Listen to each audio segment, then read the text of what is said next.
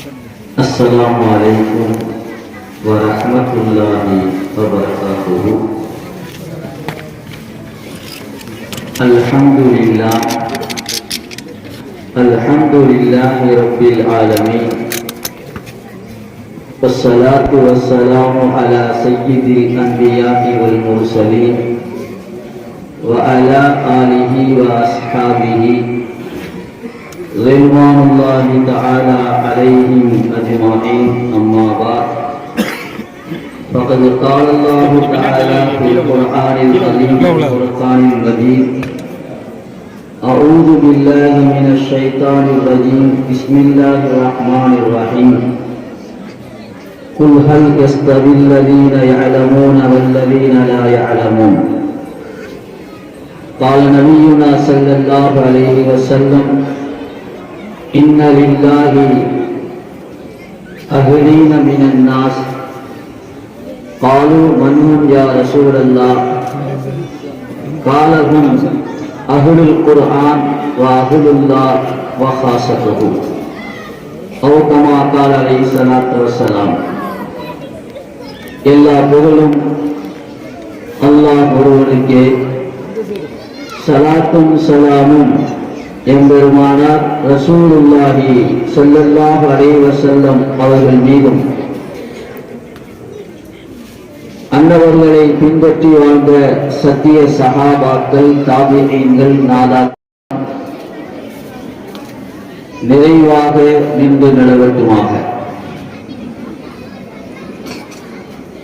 மதீனத்துல் Uloom Arabic கல்லூரியில் 2ஆம் ஆண்டு ஆலிமா அல் மதனியா பட்டமளிப்பு விழா.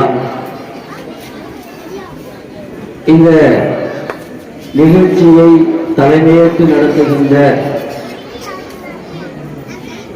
மரியாதைக்கும் சங்கைக்கும் உரிய ஜனாப் டி ஹைதர் அலி சாஹிப் அவர்களே, முன்னிலை வகிக்கின்ற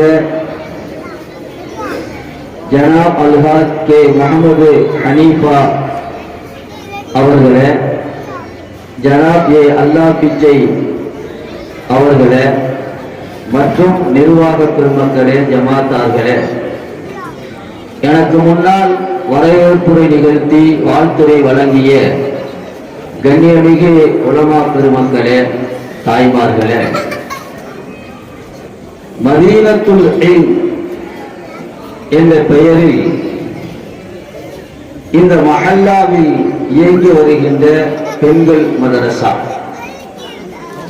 அல்ஹம்துலில்லாஹ், பெயருக்கு தகுந்தால் போல் மதீனத்துல் இல்ம் கல்வியின் பட்டினம் என்ற பெயருக்கு தகுந்தால் போல் இந்த மதரசாவை, இந்த மஹல்லாவை அல்லாஹ் கியாமத்து நாள் வரை கல்வியின் பட்டினமாக சிறக்க செய்வானாக.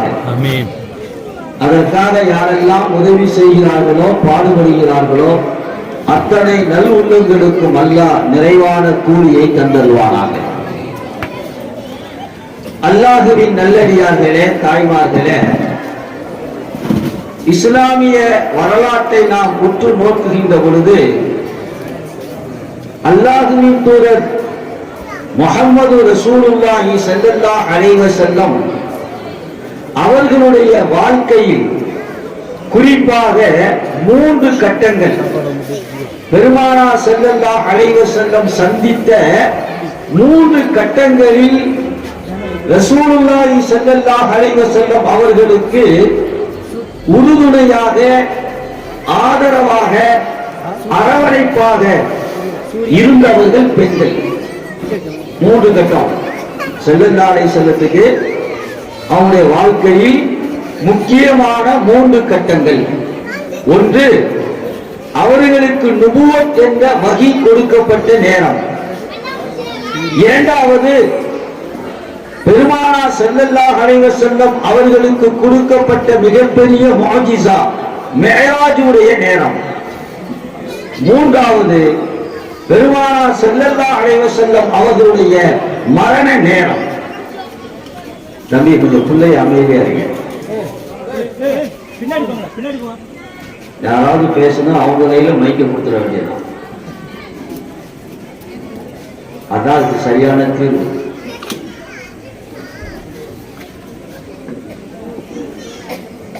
நான் மைக்கு போட்டு பேசுறேன், அதையும் தாண்டி அவங்க சத்தம் வரும். அதான் பிள்ளைங்க, அதான் பிள்ளைங்க. ஸல்லல்லாஹு அலைஹி வஸல்லத்துடைய முக்கியமான 3 கட்டங்கள்: நுபுவத் கொடுக்கப்பட்ட நேரம், மிஅராஜ் பயண நேரம், பெருமானார் ஸல்லல்லாஹு அலைஹி வஸல்லம் மரண நேரம். இந்த 3 நேரங்களிலும் ஸல்லல்லாஹு அலைஹி வஸல்லத்துக்கு ஆதரவாக அரவணைப்பாக இருந்தவர்கள் பெண்கள். தாய்மார்களை உங்கள் கவனத்துக்கு நான் கொண்டு வருகிறேன். ஸல்லல்லாஹு அலைஹி வஸல்லத்துக்கு 40வது வயதில் நுபுவத் கொடுக்கப்பட்டு ஹிரா குகையிலே ஜிப்ரீல் அலைஹிஸ்ஸலாத்தை சந்தித்து விட்டு வஹீயுடைய அந்த ஆன்மீக பலத்தை, ஆன்மீக வலிமையை தாங்க முடியாமல் ஸல்லல்லாஹு அலைஹி வஸல்லம் வீட்டிற்கு வந்த நேரத்தில், பதட்டத்தோடு வந்த நேரத்தில், பயத்தோடு வந்த நேரத்தில் ஸல்லல்லாஹு அலைஹி வஸல்லத்துக்கு ஆறுதல் சொல்லி, அன்பு கணவரே, நீங்கள் ஏழைகளுக்கு உதவி செய்கின்றீர்கள், அனாதைகளை ஆதரிக்கின்றீர்கள், இயலாதவர்களுக்கு உதவி செய்கின்றீர்கள் என்று ஆறுதல் சொல்லி, உங்களை அல்லாஹ் கைவிட மாட்டான், பயப்படாதீங்க அப்படின்னு ஆறுதல் சொன்னவர்கள் யார்? கதீஜா ரலியல்லாஹு தஆலா அன்ஹா. இரண்டாவது கட்டம் மிஅராஜுடைய நேரம். ஸல்லல்லாஹு அலைஹி வஸல்லம் யாருடைய வீட்டிலிருந்து மிஅராஜ் பயணம் சென்றார்கள் என்றால் உம்மு ஹானி ரலியல்லாஹு தஆலா அன்ஹா. சென்றுவிட்டு இந்த காட்சிகளை நான் மக்களிடத்திலே சொல்ல போகிறேன் என்று ஸல்லல்லாஹு அலைஹி வஸல்லம் அதிகாலையில் சொன்ன நேரத்தில் உம்மு ஹானி ரலியல்லாஹு தடுத்தாங்க. போய் சொல்லாதீங்க, மக்கள் ஏற்றுக்கொள்ள மாட்டான், திட்டுவான் என்று சொன்ன நேரத்தில் ஸல்லல்லாஹு அலைஹி வஸல்லம் அதையும் பொருட்படுத்தாமல் வந்து சொன்னாங்க. அந்த நேரத்தில் ஸல்லல்லாஹு அலைஹி வஸல்லத்துக்கு ஆறுதலாக அரவணைப்பாக இருந்தவர்கள் உம்மு ஹானி ரலியல்லாஹு தஆலா. மூன்றாவது கட்டம் ஸல்லல்லாஹு அலைஹி வஸல்லத்துடைய மரண நேரம். மரண நேரம் யாருடைய மடியில மௌத்தானாங்க? சொல்லுங்க. ஆயிஷா. தன்னுடைய மனைவி ஆயிஷா ரலியல்லாஹுடைய மடியிலே, நெஞ்சிலே அரவணைத்து படுத்திருக்கின்ற நேரத்தில் பெருமானார் ஸல்லல்லாஹு அலைஹி வஸல்லம் இந்த உலகத்தை விட்டு செல்கிறார். இதுல மூன்றுலையும் ஒரு ஒற்றுமை இருக்கு. 3 நேரமும் பெருமானார் ஸல்லல்லாஹு அலைஹி வஸல்லத்துக்கு ஒரு சிரமமான நேரம், கஷ்டமான நேரம்.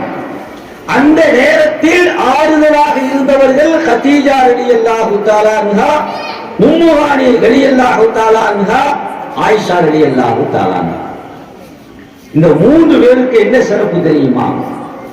3 பேரும் பெருமானாருக்கு ஆறுதலாக இருந்ததோடு மட்டுமல்லாமல் பெருமானாரிடம் இருந்து மிகப்பெரிய விளக்கங்களை இந்த சமுதாயத்துக்கு பெற்று தந்திருக்கிறார். நான் தாய்மார்களுக்கு சொல்கிறேன், கொஞ்சம் கவனமாக கேளுங்கள். ஸல்லல்லாஹு அலைஹி வஸல்லம் அமர்ந்திருக்கிறார்கள். கதீஜா அம்மா பெருமானாரிடத்திலே சமூகத்துக்கு வருகிறார்கள்.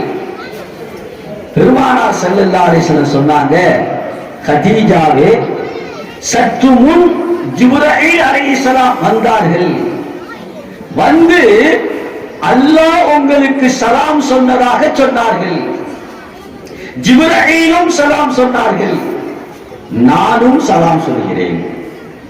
எத்தனை பேர் இந்த சலாம் சொல்லியிருக்காங்க? சொல்லுங்க, எத்தனை பேர்? 3 பேர். அல்லாஹ் சலாம் சொல்லி இருக்கிறார், ஜிப்ரீல் சலாம் சொல்லி இருக்கிறார்கள், கதீஜாவே நானும் சலாம் சொல்கிறேன். இப்ப இங்க உட்கார்ந்து பார்த்து கேட்கிறேன், இதுல நமக்கு ஏதாவது சந்தேகம் வருமா? அல்லாஹ் சலாம் சொன்னா, ஜிப்ரீல் சலாம் சொன்னாங்க, ஸல்லல்லாஹு அலைஹி வஸல்லம் சலாம் சொன்னாங்க. பொதுவா என்ன முறை? யாராவது நேரடியாக அஸ்ஸலாமு அலைக்கும் வ ரஹ்மத்துல்லாஹி வ பரக்காத்துஹு சொன்னா அவங்களுக்கு என்ன பதில் சொல்லணுங்க? வ அலைக்குமுஸ்ஸலாம் வ ரஹ்மத்துல்லாஹி வ பரக்காத்துஹு.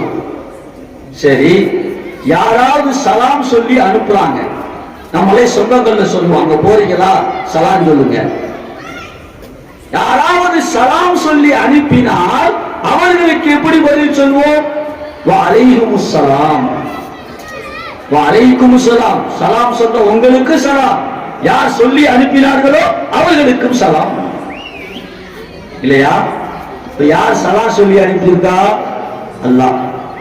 இரண்டாவது ஜிப்ரீல், மூணாவது ஸல்லல்லாஹு அலைஹி நேரடியாக சொல்கிறார். இப்ப எப்படி பதில் சொல்லணும்? இங்கதான் அன்னை ஹதீஜா ரலியல்லாஹு தஆலா அன்ஹா ஸல்லல்லாஹு அலைஹி வஸல்லத்துக்கு ஆதரவாக அரவணைப்பாக இருந்தது மட்டுமல்ல, இந்த சமுதாயத்துக்கு ஒரு செய்தியை பெருமானாரிடமிருந்து விளக்கி தருகிறார். என்ன சொன்னாங்க தெரியுங்களா? யா ரசூலல்லாஹ், அன்பு கணவரே, அல்லாஹ்வின் தூதரே, ஜிப்ரீல் எனக்கு சலாம் சொன்னார்கள், நான் பதில் சொன்னேன். அலைஹிமுஸ்ஸலாம், ஜிப்ரீலுக்கு சலாம் உண்டாகட்டும். நீங்கள் சலாம் சொன்னீர்கள், வ அலைக்குமுஸ்ஸலாம், உங்களுக்கு சலாம் உண்டாகட்டும். யார் இந்த பாக்கி? அல்லாஹ். அல்லாஹ் சலாம் சொல்லி இருக்கிறான், அவனுக்கு நான் எப்படி சலாம் சொல்வது? இங்கதான் கவனிக்கணும். அன்னை ஹதீஜா ரலியல்லாஹு தஆலா அன்ஹாவுடைய புத்தி கூர்மை, அதனால் பெருமானாரிடம் இருந்து கிடைத்த ஒரு வார்க்க விளக்கம். என்ன கேட்கிறாங்க? யா அல்லாஹ், யா ரசூலல்லாஹ், சலாம் என்றால் சாந்தி, சமாதானம், நிம்மதி, மகிழ்ச்சி என்று அர்த்தம். அப்படி என்றால் அல்லாஹ்வுடைய பெயர்களில் ஒன்று சலாம். அவன்தான் சாந்தி, அவனிடமிருந்துதான் சமாதானம் உண்டாகிறது. சாந்தி சமாதானத்தை நிம்மதியை கொடுப்பவன் அல்லாஹ், அவனிடமிருந்து உண்டாகிறது. அப்படிப்பட்ட அல்லாஹ்வுக்கு நான் எப்படி சலாம் பதில் சொல்லுவது? சலாமே அங்கதானே உண்டாகுது. அவனால சலாம கொடுக்கிறான், நிம்மதியை கொடுக்கிறான், மகிழ்ச்சியை கொடுக்கிறான். நான் அவனுக்கு உங்களுக்கு பதில் சொல்ற மாதிரி அலைஹிமுஸ்ஸலாம், அல்லாஹ்வுக்கு சலாம் உண்டாகட்டும் சொன்னா அறிவுக்கு பொருத்தமா இல்லை. என்ன எப்படி சொல்ல முடியும்? இந்த கேள்வியை அல்லாஹ்வின் தூதர் முஹம்மது ரசூலுல்லாஹி ஸல்லல்லாஹு அலைஹி வஸல்லம் அவர்களே எதிர்பார்க்கவில்லை. அவர்களே எதிர்பார்க்கவில்லை. தாய்மார்களே, உங்களுக்கு கொடுக்கப்பட்ட அந்த ஞானம், கல்வி, அறிவு, குர்ஆன் ஹதீஸுடைய இல்மு, அதை நீங்கள் முறையாக பயன்படுத்தினால் அன்னை ஹதீஜா ரலியல்லாஹு தஆலா அன்ஹாவுக்கு கிடைத்த அந்த ஞானங்கள் உங்களுக்கும் கிடைக்கும். அதுல ஒரு அறிவிப்புல வருது, இப்படி சொன்னாங்களா, ஹதீஜாவே, நீங்கள் அல்லாஹ்வுக்கு பதில் சொல்வதாக இருந்தால் மற்றவங்களுக்கு சொல்ற மாதிரி அலைக்குமுஸ்ஸலாம் வ அலைஹிமுஸ்ஸலாம் சொல்ல வேண்டியதில்லை. காரணம், சலாமே அல்லாஹ்விடம் இருந்து உண்டாகிறது. எனவே அத்தஹிய்யாத்து லில்லாஹ் என்று சொல்லுங்கள். அல்லாஹ் சலாம் சொன்னா அப்படின்னா அதுக்கு பதில் அத்தஹிய்யாத்து லில்லாஹ் என்று சொல்லுங்கள். உடலால், பொருளால், அனைத்தாலும் கிடைக்கின்ற எல்லா புகழும் யா அல்லாஹ் உனக்கே சொந்தம் என்று சொல்லுங்கள் என்று சொன்னதாக ஒரு அறிவிப்பிலே பதிவு செய்யப்படுகிறது. அன்புமிக்க தாய்மார்களே, உங்களை போன்ற ஒரு பெண் தான் ஹதீஜா அம்மா. பெருமானாருக்கு ஆறுதலாக அரவணைப்பாக இருந்தார்கள் என்பது மட்டுமல்ல, பெருமானாரிடம் இருந்து அற்புதமான இந்த ஒரு செய்தியை பெற்று தந்திருக்கிறார்கள். அதே போன்றுதான் அன்னை உம்முஹானி ரலியல்லாஹு தஆலா அன்ஹா அவர்களும் பெருமானாருக்கு மிஅராஜுடைய நேரத்திலே அங்கிருந்துதான் மிஅராஜுக்கு போனாங்க. அவங்க ஒரு செய்தியை பெற்று தந்தார்கள் பெருமானாரிடம் இருந்து. தாய்மார்கள் நன்கு கவனிக்கணும். உம்முஹானி ரலியல்லாஹு தஆலா அன்ஹா ரசூலுல்லாஹ்விடம் கேட்கிறார்கள், யா ரசூலல்லாஹ், துல்லனி அலா அமலின் ஃப இன்னி கத் கவுதத் வ லஅபத் வ பதனத். அற்புதமான கேள்வி. தாய்மார்கள் மட்டும் இல்ல, பாய்மார்களும் கேட்கலாம். ஏன்னா எல்லாத்துக்கும் இந்த பிரச்சனை இருக்கு. என்ன பிரச்சனை? இன்றைக்கு எல்லா மனிதர்களுக்கும், ஆணுக்கும் பெண்ணுக்கும், எல்லா வயதினருக்கும் ஏற்படக்கூடிய ஒரு பிரச்சனைக்கு தீர்வை உம்மு ஹானி ரலியல்லாஹு தஆலா அன்ஹா பெருமானாரிடமிருந்து பெற்று தந்திருக்கிறார்கள். என்ன சொன்னாங்க தெரியுமா? அல்லாஹ்வின் தூதரே, எனக்கு வயசாயிருச்சு, உடல் பலகீனமாயிருச்சு. அதுக்கடுத்து வார்த்தை சொல்றாங்க, உடல் கொஞ்சம் பெருத்து விட்டது, கொஞ்சம் உடல் மோட்டாவாது. இப்ப இதெல்லாம் வந்தாலே என்னங்க வந்துடும்? முழங்காடி வருது. 40 வயதை தாண்டினாலே எல்லாம் பள்ளிவாசல்ல கொஞ்சம் கண்ட்ரோல் பண்றதுன்னு வச்சுக்கோங்க. பள்ளிவாசல்ல கொஞ்சம் கண்ட்ரோல் பண்ணலன்னா நிலைமை எப்படி மாறும்னா, உள்பள்ளிவாசம் பூரா சேர் போட்டு தொழுகிறவங்க, சேர் இல்லாம தொழுக வெளி பள்ளிவாசம் அப்படின்னு வந்துடும். இன்னைக்கு எல்லா மனிதர்களுக்கும் இருக்கக்கூடிய பலகீனம், நான் குறையா சொல்லல, உடல் பலகீனம், நம்முடைய சாப்பாடு, நம்முடைய உழைப்பு இல்லாத காரணம். கேட்கிறாங்க, அல்லாஹ்வின் தூதரே, எனக்கு பலகீனமாயிடுச்சு உடம்பு, கொஞ்சம் உடம்பும் சக்குள்ளத்துன்னு வருது, கொஞ்சம் கனமாயிருச்சு, எந்திரிச்சு அடிக்கடி தொழுகிறது, நபிலான வணக்கங்கள் செய்யறது கஷ்டம். அதனால துல்லரி அலா அமலி, எனக்கு ஒரு அமலை கற்றுக் கொடுங்கள். நான் உட்கார்ந்த நிலைமையிலேயே நான் அமல் செய்யணும், உட்கார்ந்துகிட்டே அது அமல் செய்யணும். அப்ப ஸல்லல்லாஹு அலைஹி வஸல்லம் 3 விஷயங்களை சொல்றாங்க. உம்மஹானி கப்பிரி, அல்லாஹ் அக்பர் என்று 100 தடவை சொல். சப்பிஹி, சுப்ஹானல்லாஹ் என்று 100 தடவை சொல். வஹ்மிதி, அல்ஹம்துலில்லாஹ் என்று 100 தடவை சொல். ஹல்லிலி, லா இலாஹ இல்லல்லாஹ் என்று 100 தடவை சொல். உன்னால எந்திரிச்சு நபிலான வணக்கம் செய்ய முடியல, உடல் பலகீனம். அதனால் உட்கார்ந்த நிலைமையிலேயே நிறைய நன்மைகளை சம்பாதிக்க விரும்பினால் அல்ஹம்துலில்லாஹ் 100 தடவை சொல், சுப்ஹானல்லாஹ் 100 தடவை சொல், அல்லாஹு அக்பர் 100 தடவை சொல், லா இலாஹ இல்லல்லாஹ் 100 தடவை சொல் அப்படின்னு சொல்லிட்டு சொன்னாங்க. உம்மு ஹானியே, நீ இதையெல்லாம் செய்தால் 100 குதிரைகளை அல்லாஹ்வின் பாதையில் செலவழித்த நன்மை கிடைக்கும், 100 ஒட்டகங்களை அல்லாஹ்வின் பாதையிலே செலவழித்த நன்மை கிடைக்கும், 100 அடிமைகளை உரிமையிட்ட நன்மை கிடைக்கும். இந்த அற்புதமான செய்தியை பெருமானாரிடம் இருந்து இன்றைக்கு தேவையான, இந்த சூழ்நிலைக்கு தேவையான ஒரு அற்புதமான ஒரு அமலை பெருமானாரிடம் இருந்து பெற்று தந்தவர்கள் யார்? யாருங்க? இடையிடையில கேட்கிறது கொஞ்சம் உற்சாகப்படுத்துறது தான், தவறா நினைச்சுக்காதீங்க. உம்மு ஹானி ரலியல்லாஹு தஆலா. 3வது ஆயிஷா ரலியல்லாஹு தஆலா. அற்புதமான செய்தி. கண்ணியமானவர்களே, ஆயிஷா ரலியல்லாஹு தஆலாவும் கடைசி நேரத்துல வாய்மார்கள்லாம் உன்னை ஞாபகத்தில் வைக்கணும், நாம் எப்படி வேண்டுமானாலும் வாழ்ந்திருக்கலாம், எப்படி இருந்திருக்கலாம், ஆனா நம்முடைய கடைசி நேரம் நாம் கட்டிய மனைவி அருகில் இருக்க, நம் கட்டிய மனைவியின் மடியிலே நம் உயிர் பிரிகிறதே, அதுதான் ஒரு ஆண்மகனுக்கு கொடுக்கப்பட்ட மிகப்பெரிய பாக்கியம். கட்டிய மனைவியோடு சண்டை போட்டிருக்கலாம், எல்லா வாழ்க்கையில் நடந்திருக்கும், வீட்டுக்கு வீடு வாசைப்படி. ஆனால் ஒரு மனிதன் வாழ்ந்த வாழ்க்கையின் அழுத்தத்தை முழுமையாக எப்போது பெற முடியும் என்றால் அவன் மரணிக்கின்ற நேரம் அருகிலே மனைவி இருக்கிறது. அல்லாஹ்வின் நல்லடியார்களே, தாய்மார்களே, அடுத்து ஆயிஷா ரலியல்லாஹு தஆலா அவர்கள் மடியிலேதான் பெருமானார் ஸல்லல்லாஹு அலைஹி வஸல்லம் மரணிக்கிறார். அவர்கள் அற்புதமான செய்தியை பெருமானார் ஸல்லல்லாஹு அலைஹி வஸல்லம் அவருடைய ஹதீஸுக்கு தாய்மார்கள் கவனிக்கணும். உமர் ரலியல்லாஹு அவர்களுக்கே, இப்னு அப்பாஸ் ரலியல்லாஹு அவர்களுக்கே விளக்கம் சொல்லக்கூடிய அளவுக்கு மார்க்க ஞானம் பெற்றிருந்தார்கள் அன்னை ஆயிஷா. உமர் ரலியல்லாஹுடைய கடைசி நேரம். அவர்கள் தொழுகையிலே குத்தப்பட்டு ஷஹீதாகக்கூடிய நேரம். அந்த நேரத்தில் சுஹைப் ரலியல்லாஹு உமர் ரலியல்லாஹு பக்கத்துல உட்கார்ந்து அழுதாங்க. அழுவது மட்டுமல்ல,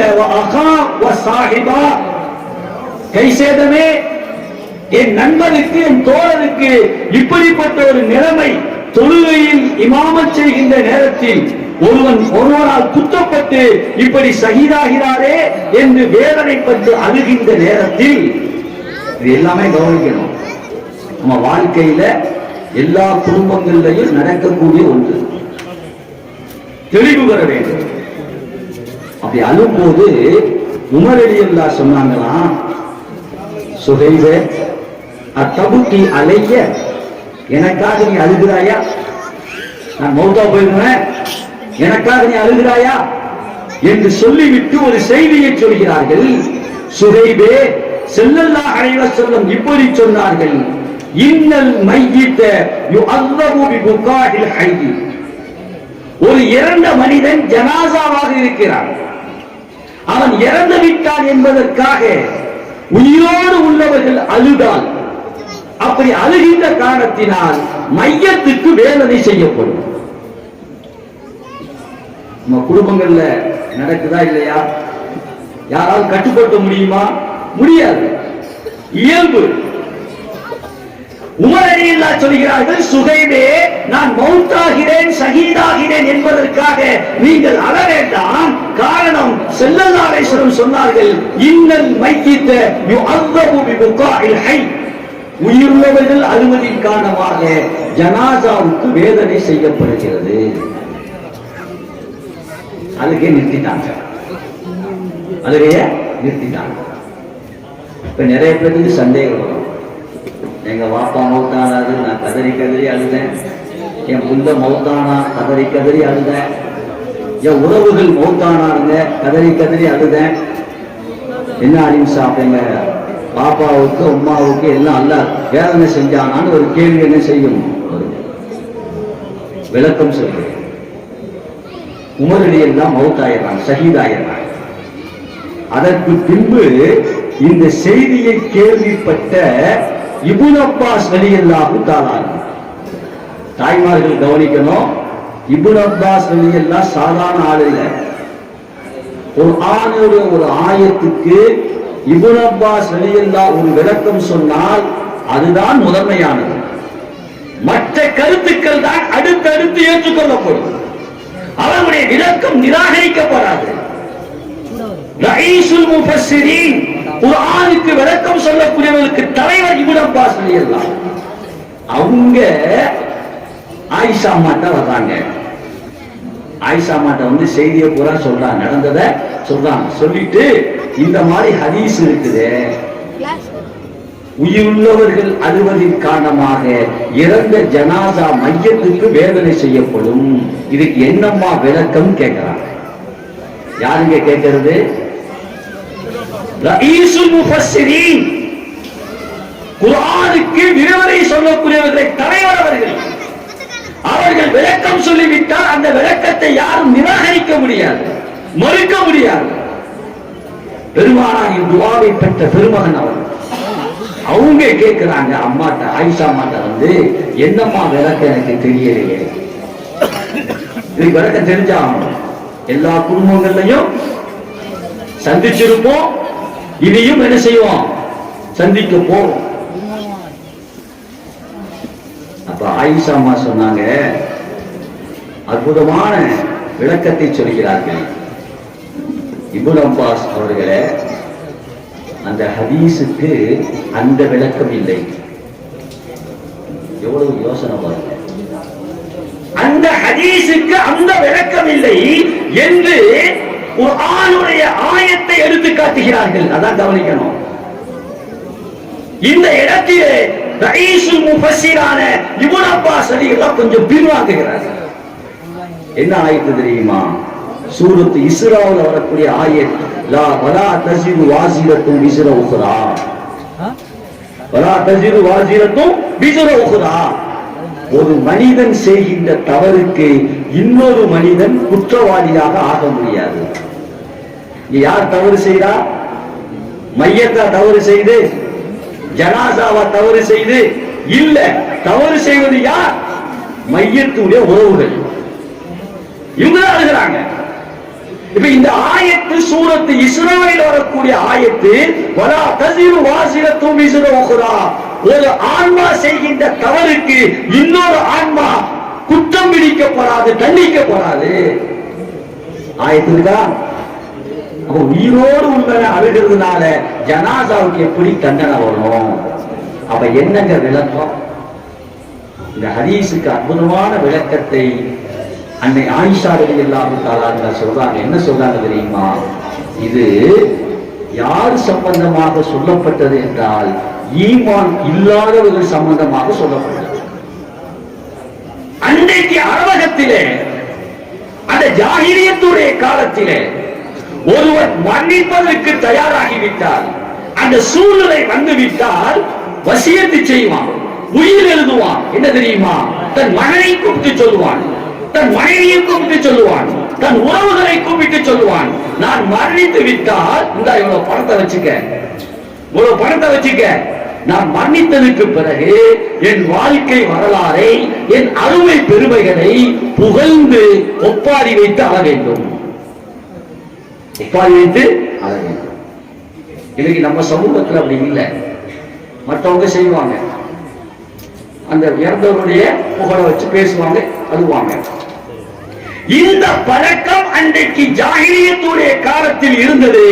அதே போன்று இன்றைக்கு ஒரு முஃமின், ஒரு முஸ்லிம் தான் வாழ்கின்ற காலத்தில் நான் மரணித்து விட்டால் என் மரணத்துக்கு பிறகு ஒப்பாரி வைத்து அழ வேண்டும் என்று அதற்கென்று எல்லாம் ஏற்பாடு பண்ணிட்டு போய் அப்படி யாராவது அழுதால் அந்த ஜனாசாவுக்கு என்ன செய்யப்படும்?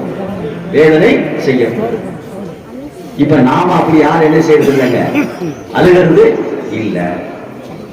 சரி, இந்த ஹதீஸுக்கு வெளிப்படையிலேயே வெளிப்படையான ஒரு அர்த்தம் இருக்குங்க. அந்த அர்த்தத்தை பொறுத்த அளவுல நீங்க எந்த கிதாபுல போய் பார்த்தாலும் கிடைக்காது. எந்த முஹத்தீஸுங்களும் சொல்ல மாட்டாங்க.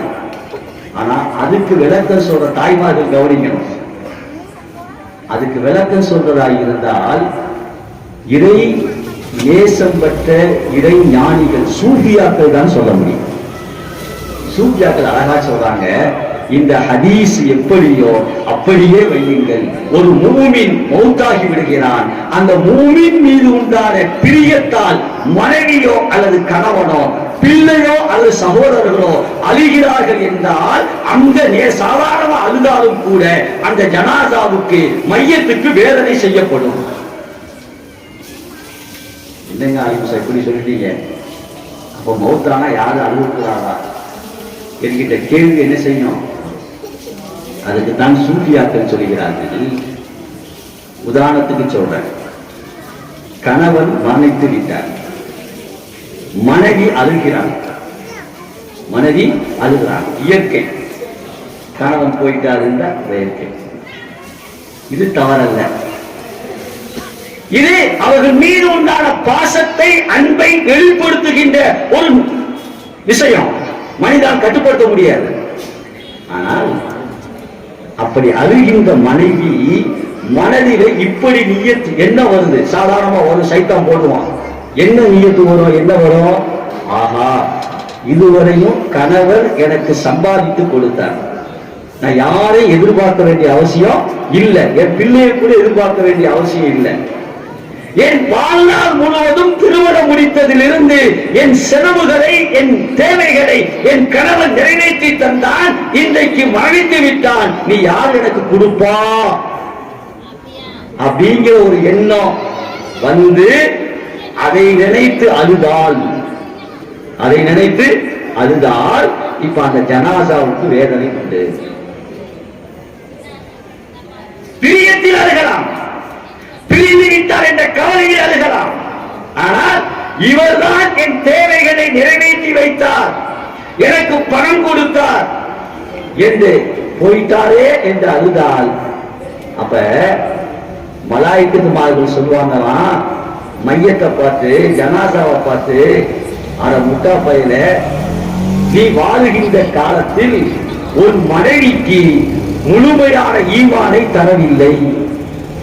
காரணம், முழுமையான ஈமான் ராசிக் ரிஸ்க் கொடுப்பவன் அல்லாஹ். நான் கொடுக்கல, நான் ஒரு வாசித்தா. உனக்கு தேவைகளை நிறைவேற்றுவன் அல்லாஹ், நான் இல்லை. என்ற ஈமானை உன் மனைவிக்கு நீ தராத காரணத்தினால் உன் மனைவியின் அழுகைக்கு காரணம் நீதான். எனவே உனக்கு வேதனை. புல்லு அழுகிறான், பாப்பா போயிட்டாரு. வருத்தத்தில் அழுகிறது ஒன்று இருக்கு. பிள்ளை இப்பதான் படிச்சுக்கிட்டு இருக்கான், திருமணம் ஆகல.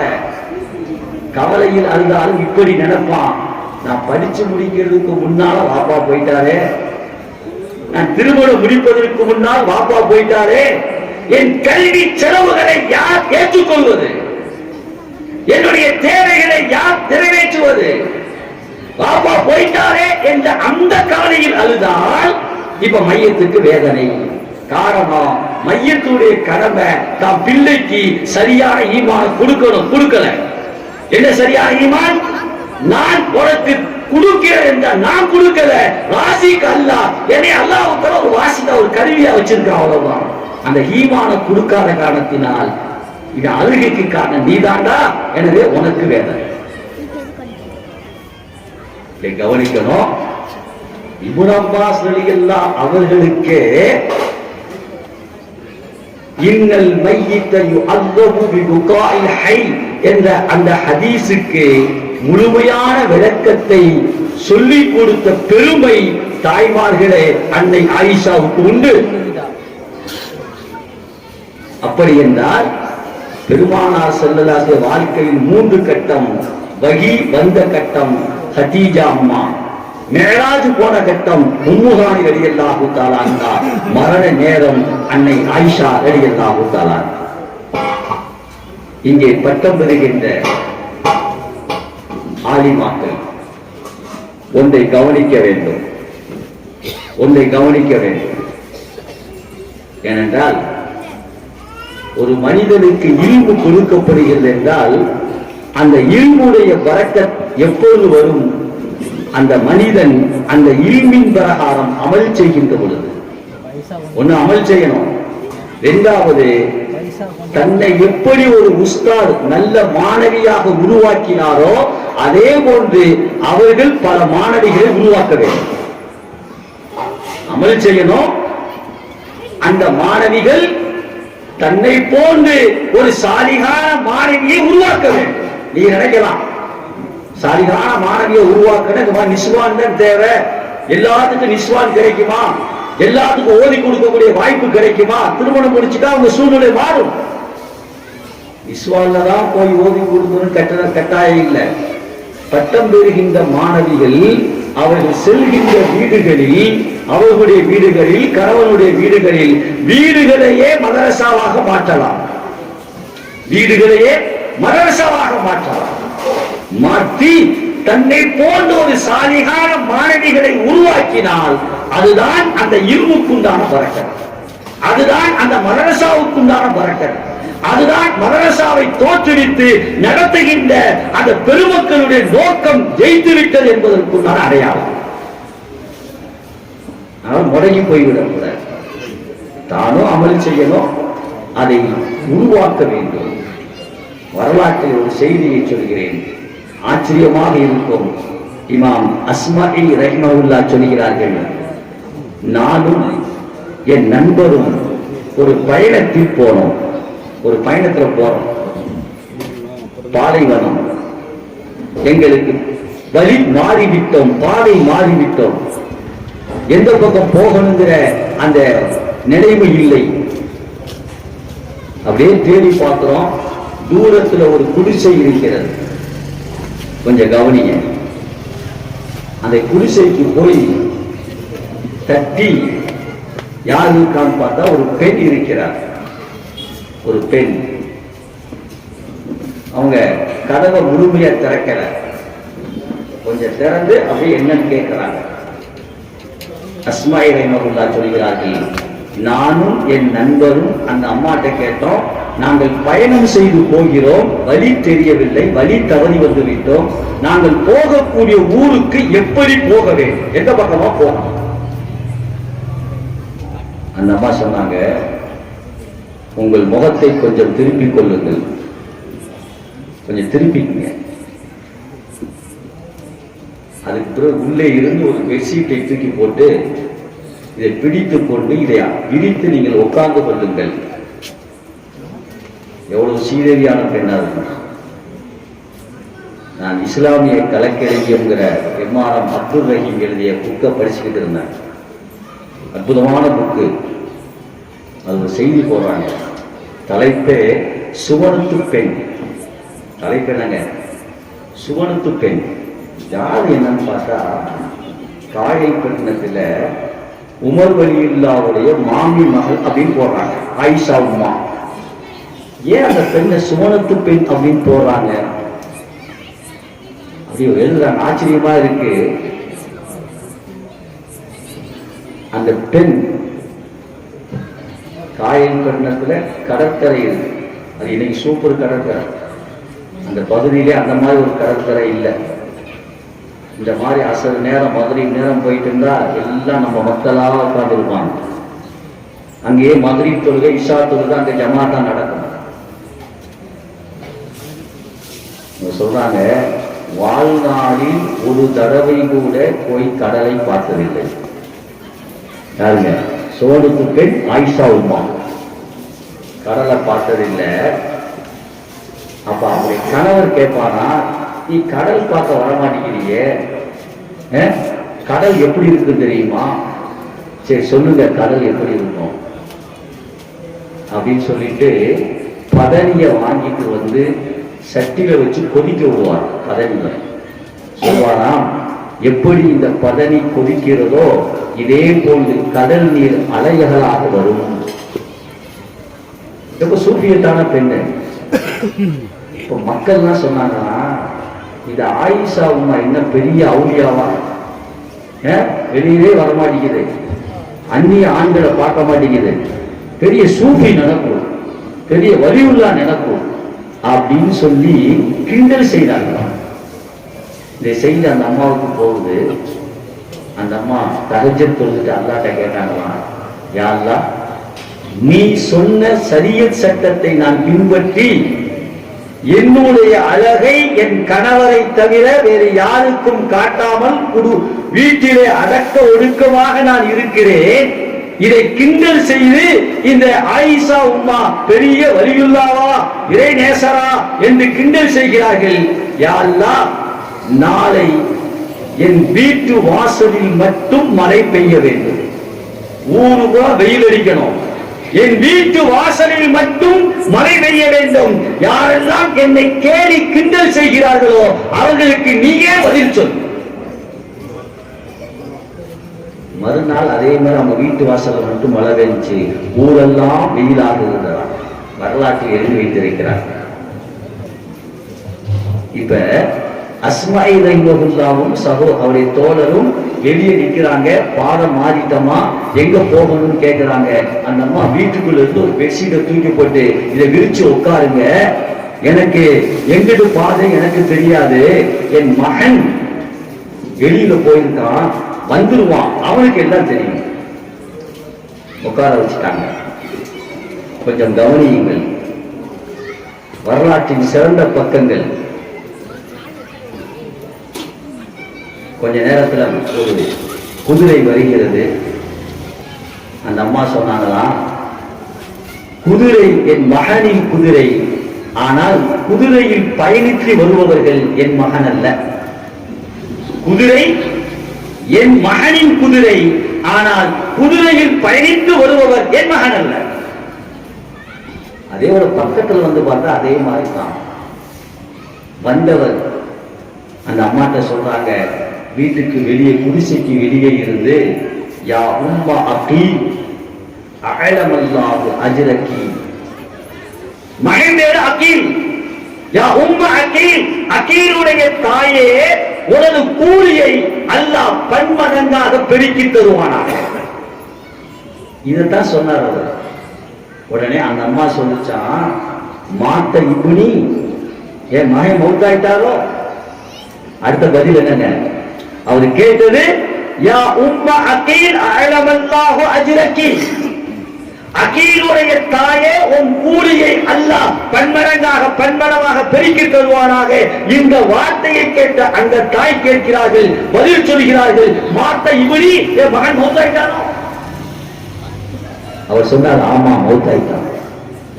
கைத்த எப்படி மௌத்தானா? அவர் சொன்னார், நாங்கள் போனோம், அங்கே ஒரு ஒட்டக கூட்டம், பெரும் கூட்டம் இருந்தது. திடீரென எங்களுடைய குதிரையை பார்த்து அந்த ஒட்டகங்கள் மிரண்டது. அப்படி மிரண்டு வந்த நேரத்தில் உங்கள் மகன் விரைந்து ஓடி பக்கத்தில் ஒரு பாலடைந்த கிணறு இருந்தது, கிணற்றிலே விழுந்து விட்டால் மௌத்தாயிட்டார். இப்ப நான் சொல்றேன், நம்மளை சோதிச்சு பார்ப்போம். அல்லாஹ் நம்மளை காப்பாற்றணும். நமக்கு இப்படி ஒரு நிலைமை இருந்தால், அது ஒரு பெண்ணாக இருந்தால் எவ்வளவு பதட்டம் வரும்? யாரும் தாங்க முடியுமா? முடியாது, கஷ்டம். அந்த அம்மா சொல்லிச்சான் அந்த நேரத்தில், யா அஹி, இங்க வெளியே அஸ்மா இறைமகுல்லாவும் தோழர் இருக்கிறாங்க, பஷீர் பில் குர்ஆன். இங்கதான் கவனிக்கணும் தாய்மார்கள். தன் மகனை இளம் வயதிலே இறந்த அந்த தாய் சொல்கிறார், நீங்கள் குர்ஆனின் மூலமாக எனக்கு ஒரு சுப செய்தி சொல்லுங்கள். எங்கிருந்து ஆறுதல் வரணும்? என் மகனை இழந்திருக்கிறேன், செய்தியை நீங்கள் சொல்கின்றீர்கள், அதற்கு ஆறுதலாக பஷீர் பில் குர்ஆன், குர்ஆனின் மூலமாக எனக்கு சுப செய்தி சொல்லுங்கள். சொன்னாங்களா, பஷீரி சாபிரீன் அல்லதீன இதா அஸாபத்து முஸீபா காலு இன்னா லில்லாஹி வ இன்னா இலைஹி ராஜிஊன். அல்லாஹ் சொல்றான், பொறுமையாளர்களுக்கு நபியை சுப செய்தி சொல்லுங்கள். அவங்களுக்கு ஒரு முசீபத் ஏற்பட்டால், கஷ்டம் ஏற்பட்டால், மரணம் ஏற்பட்டால் இன்னா லில்லாஹி வ இன்னா இலைஹி ராஜிஊன் என்று சொல்வார். இந்த ஆயத்தை ஓதி காட்டின உடனே அந்த அம்மா சொல்லிச்சான், அப்போ பொறுமையா இருக்கிறீங்க, அதான செய்தி.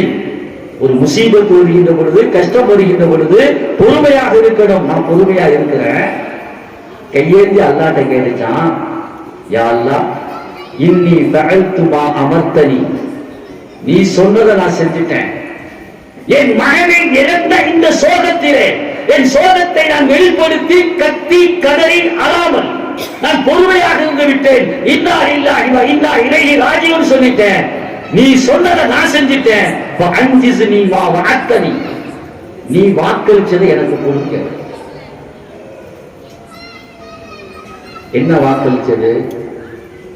பொறுமையா உள்ளவங்களுக்கு என்ன வாக்கு கொடுக்குறாங்க? உதாரணம் வருது, நாளை கியாமத்து நாள்ல சில மனிதர்களை அல்லாஹ் சொர்க்கத்துக்கு போங்கன்னு அனுப்புவான். ஹதீஸ்ல வருது, வேகமா சொர்க்கத்துக்கு போவாங்க. சில மலக்குமார்கள் ஸ்டாப் பண்ணுவாங்க, இல்லுங்க, எங்க போறீங்க? இலா ஐன, எங்க போறீங்க? அவங்க சொல்லுவாங்களா, நாங்க சொர்க்கத்துக்கு போறோம். அப்படியே யார் சொன்னா? அல்லாஹ் தான் போக சொன்னான். இச்சமா இல்லையா? சொர்க்கத்துக்கு போக சொல்றது அல்லாஹ். அவனை மீறி ஒரு உத்தரவு இருக்கா? இல்ல. ஆனா யார் தருகிறா? மலாய்க்கு மாலை. அவர் மலாய்க்கு மாலை கேட்பாங்களாம், சொர்க்கத்துக்கு போங்க, ஆனா ஹிசாப் கேள்வி கணக்கெல்லாம் இருக்கு, ஈடி ரைடு அந்த ரைடுலாம் இருக்கு, எல்லா கேள்விக்கும் பதில் சொல்ல போகணும். நீங்க கேள்வி கணக்கு இல்லாமல் எப்படி நீங்கள் சொர்க்கத்துக்கு போகலாம்? அப்பத்தான் சொல்வார்களாம், சலாமுன் அலைக்கும் பிமா சபர்த்தும் ஃபநிஅம உக்பத்தார்.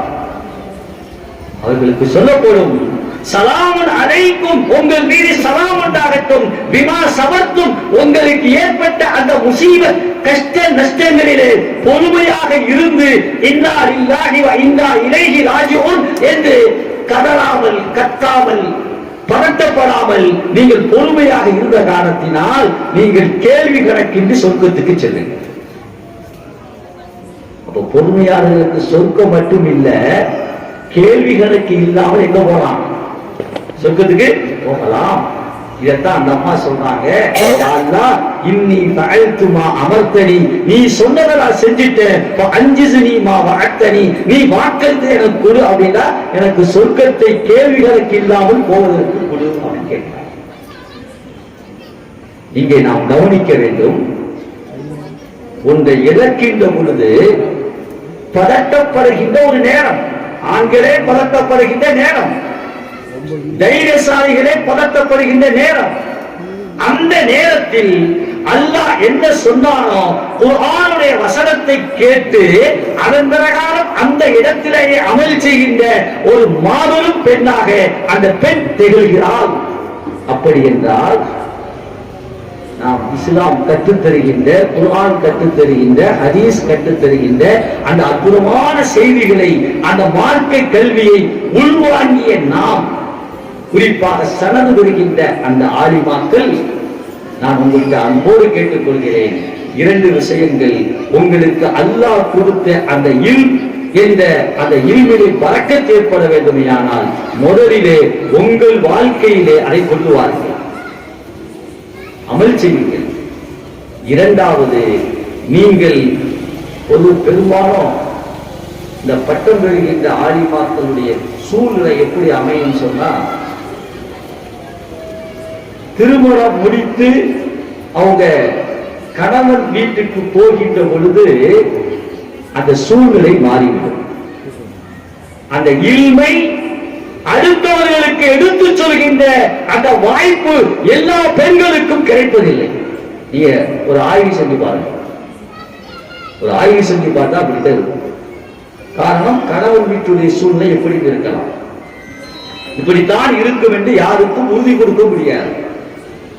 அதனால் அந்த கட்டத்திலே அந்த கணவனை நல்வழிப்படுத்துகின்ற, கணவனுடைய முன்னேற்றத்திற்கு உறுதியாக இருக்கின்ற, தன் பிள்ளைகளை சாலிகளாக வார்த்தெடுக்கின்ற மிகப்பெரிய பொறுப்பு அந்த ஆலிமாக்களுக்கு உண்டு. இதுல நிறைய பேர் ஃபெயில் ஆயிடும். வருத்தத்தோடு நாம் சொல்ல வேண்டிய செய்தி. அதனால் பட்டம் பெறுகின்ற ஆலிமாக்கள் ஒன்றை உறுதிமொழி எடுக்க வேண்டும், அவருடைய பெற்றோர்களும் அதற்கு உறுதுணையாக இருக்க வேண்டும். அவர்களுக்கு அந்த இல்முடைய தாக்கத்தை, இல்முறை அமல் செய்கின்ற தாக்கத்தை அவர்களுக்கு நாம் உருவாக்கி தர வேண்டும். அப்பொழுதுதான் அந்த குடும்பம் செழிப்பாக இருக்கும், நிறைவாக இருக்கும். தமிழ்ல சொல்லுவாங்கல்ல, ஒரு ஆணின் வெற்றிக்கு பின்னால் யார் இருப்பாங்க? பெண் இருப்பார். இது நிதர்சனம். ஒன்றை சொல்கிறேன், உமர் இப்னு அப்துல் அசீஸ் ரஹிமஹுல்லாஹ், 2வது உமர் என்று போற்றப்படுகின்ற உமர் இப்னு அப்துல் அசீஸ் அவங்களுக்கு ஹிலாஃபத் கிடைக்கிறது, ஜனாதிபதியாக பொறுப்பேற்கிறார்கள். பொறுப்பேற்றவுடன் அவங்க செஞ்ச காரியம் என்ன தெரியுமா? ஆச்சரியமாக இருக்கு. தன் மனைவி பாத்திமாவை கூப்பிட்டார்கள். கூப்பிட்டு சொன்னாங்க, அன்பு மனைவி பாத்திமாவே, நாம் திருமணம் முடித்து வாழ்க்கை நடத்தி இருக்கிறோம், குழந்தைகள் பெற்றிருக்கிறோம். இன்றைக்கு நான் ஜனாதிபதியாக பொறுப்பேற்றிருக்கிறேன். என்னுடைய பொறுப்பை நான் சரியாக நிறைவேற்ற வேண்டுமையானால், எந்த விதமான குறைகளும் இல்லாமல் நான் நடத்தாட்ட வேண்டுமையானால் உன்னுடைய ஒத்துழைப்பு தேவை. யாரை பார்த்து சொல்றாங்க? தன் மனைவியை பார்த்து 2 விஷயம் சொல்றாங்க. ஒண்ணு, நீ உன் தாய் வீட்டுக்கு போயிரு.